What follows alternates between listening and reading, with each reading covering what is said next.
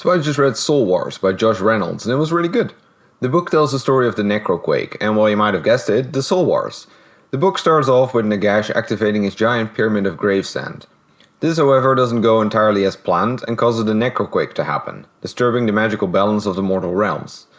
This causes a huge increase in the amount of undead and gives rise to the phenomenon known as endless spells. This is only the start of the book though, because most of the book describes the battle between the legions of Nagash and the Stormcasts at a city called Glimforge.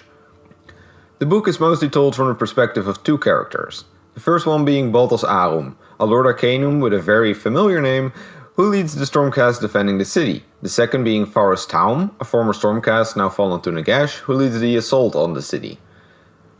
First, let's deal with the elephant in the room here. This book is of huge importance lore-wise. The Necroquake is an event similar in importance as the fall of Cadia was in 40k, so if you're interested in Age of Sigmar lore at all, this is basically a must-read. Furthermore, if you're new to Age of Sigmar, this is probably the best book to start, as it will introduce both factions featured in the starter sets. Now to start off with the actual review, the first thing I really liked was how the Necroquake was handled. You get a couple of short stories from the perspective of characters from various factions, including a Slaaneshi Lord and a Khadron Scavenger. This demonstrates the massive scale of the Necroquake very well and gives you an idea of how the different factions of the Mortal Realms view it. The best thing about the book is something all books by Joshua Reynolds seem to have in common, and that is the sublime characters. Every character, no matter how unimportant they might be, get a personality and a bit of backstory attached to them. This makes the battles much more interesting as you actually care about the characters, even the minor ones. Furthermore, I just love the way Reynolds writes Nagash of Mortarks, especially Arkan is such a well written character, and I'm therefore also pretty sad we won't see more of Reynolds' interpretation of the Mortarks. This book also focuses much on the characters' interactions in general rather than just being 300 pages of bolter porn, or, well, hammer porn, I guess. Don't get me wrong, there's still quite a bit of fight scenes in the book, but the book doesn't just rush from battle to battle. It would have been nice if some more things had happened between the battles though, as I don't really feel like enough character developments happened here to warrant the amount of pages that were used for it. Keep in mind this book has over 300 pages.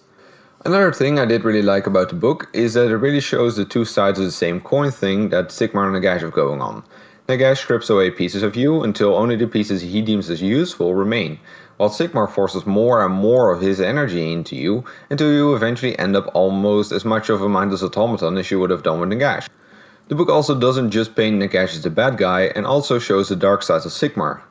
Before this book I quite disliked the Stormcasts as they were often described as, well, perfect heroic warriors who are basically immortal as they can just be reforged when they die. Now having seen the darker sides of the reforging process, I appreciate the Stormcasts a lot more.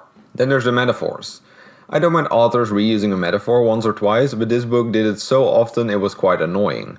Every single chapter has to contain at least one description of how the sky filled with tentacles of amethyst light, or how the sky turned purple like a bruise. Yes, Josh, we get it. The sky is purple.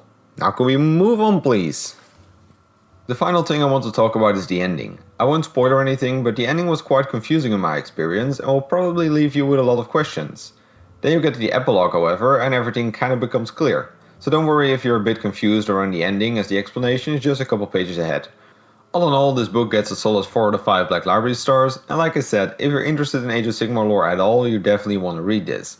Furthermore, this book will really help you if you want a better understanding of the Night Hunt or the Stormcast, so it's a great book if you just bought the Soul Wars box set. That's all I got for you today. Bye! If you like this video, please consider subscribing and click ringing the bell to appease the Great Horned Rat. For more lore content, please check my main channel and leave any book recommendations in the comments down below. I gotta get back to reading the next book.